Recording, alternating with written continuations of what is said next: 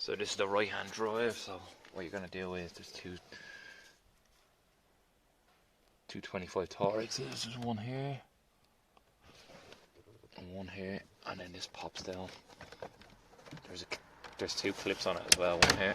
So if you pull back you'll see the clip here, and then it's just kind of like a little toggle clip there, and one here as well. So once you have that pulled down, it's pretty straightforward. And then we're going back here where this pipe is coming in. We'll see these doofers, and you just literally toggle them backwards. One. That one came off, but I think they're meant to actually stay on. And this pulls down, and the pollen filter straight up there. Just took this out of the way. Pull your pollen filter down.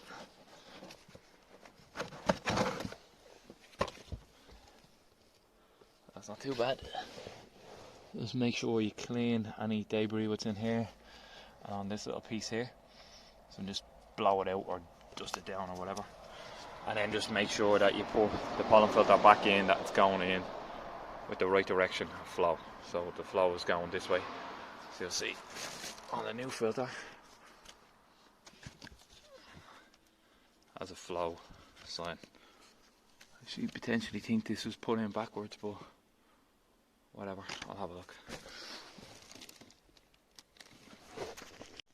Just to note on this little part here, there is a little clip on either end, but you can just pull it down.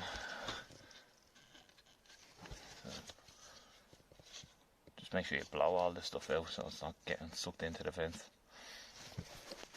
Pretty straightforward, and pop it back up. And then just